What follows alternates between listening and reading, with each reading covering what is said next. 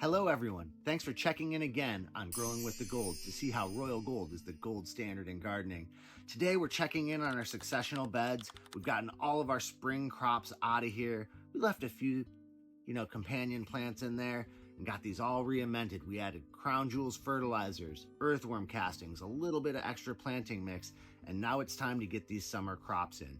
We have some really nice starts here of some beautiful midget melons. These are going to be nice, tight, tiny little sweet melons. We're going to plant about 3 per bed and then fill in the rest of our beds with a few extra Armenian cucumbers, yellow cucumbers, things like that. Again, more summer crops that are going to vine and run and give us that fresh garden plate all the way through until early fall. We're going to get these planted, get the rest of these beds filled in, check back in a few minutes to see what we're doing next time on Growing with the Gold.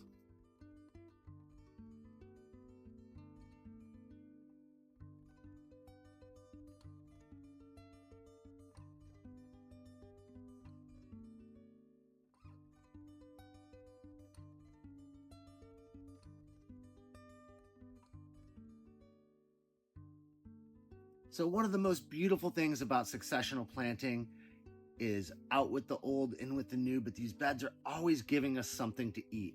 Our carrots that we planted a few months back, maybe a month and a half ago actually, are just starting to come to fruition. These probably still have another week or 2 left. You can see they're just starting to really put together some nice carrots. These will all be done, harvested, and out of here by the time these midget cantaloupes get big enough to take over this bed. Once again, highlighting the efficiency in use in space to make sure we can get as much as we can to feed as many people as possible out of this garden throughout the season. So we've got all of our melons planted into these beautifully re-amended beds.